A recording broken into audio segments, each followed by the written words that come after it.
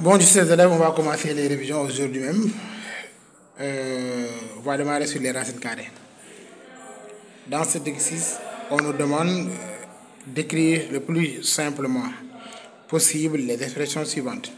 Par exemple, on vous donne ça sous cette forme A égale à 10 racines carrées de 1,44 moins 1 demi-racine de 72 plus, voilà, ici on a 3 racines de 8 sur 2. On doit en décrire plus simplement. Il faut savoir que quand vous avez un nombre décimal ici, 1,44, déplacez la virgule de 2 rangs, c'est-à-dire vous devrez écrire ça sur la forme A sur B.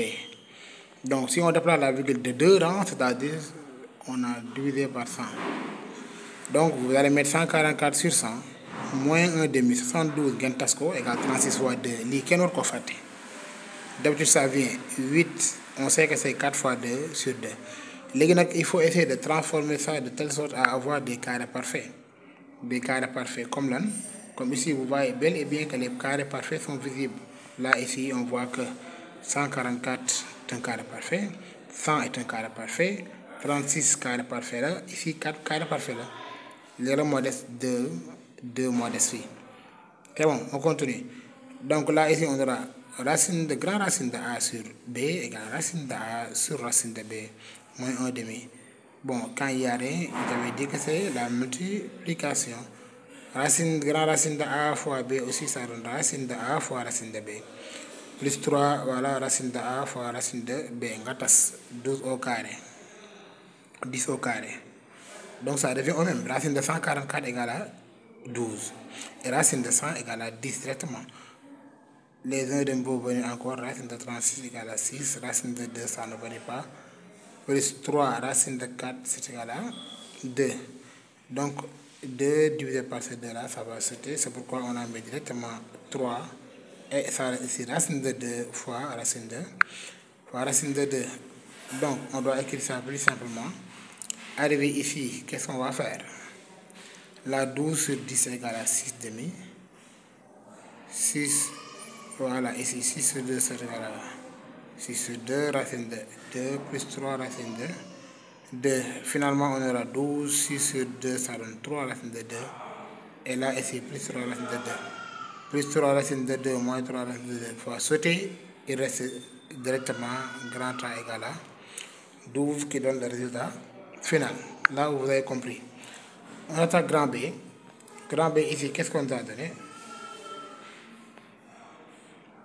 Pour le grand B, on nous a donné quoi? On nous a donné grand racine de 5 10 puissance moins 2 sur quoi? Sur 2,5 fois racine de 10 exposant 2 sur racine de 2.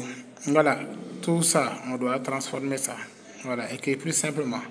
On a 5 10 puissance moins 2, ça ne change pas. Parce qu'on a déjà la grande racine, donc je connais la racine. Voilà. Ici, on avait déjà donné les racines.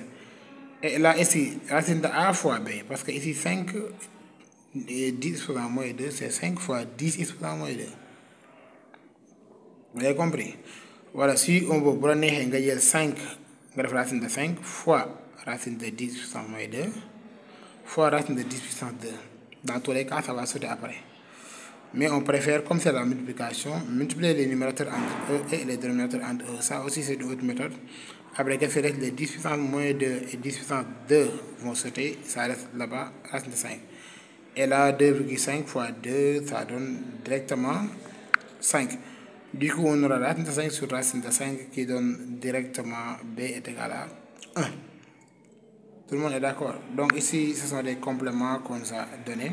Pour la décomposition ici, là aussi, au petit 2, on demande d'écrire la racine carrée de 720 sous la forme de A racine de B, dont B est le plus petit possible, A et B étant deux réels positifs. 720, là ici, vous voyez qu'on doit décomposer. Si vous voulez vous passer par la méthode de décomposition, voilà, comme ici, là, on voit bel et bien qu'on a multiplié par quelque chose par 10. Voilà, c'est 112 qu'on multiplie par 10, on ajoute 0. Voilà. Après 112, je vous l'avais dit, ça ne change pas, c'est toujours 36 fois 2. D'habitude, ça vient souvent dans les opérations, et 10 aussi, donc ça donne 5 fois 2. et 36 qui n'est rien d'autre que 6. Voilà, si on veut aussi, on peut passer par cette méthode-là.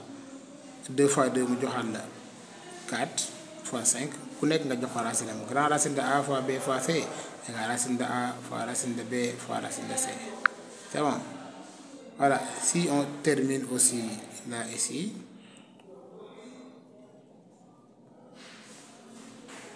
on aura après 6 fois 2 fois racine de 5, ça donne 12 racines de 5. Finalement, racine carrée de 600 égale 12 racines de 5.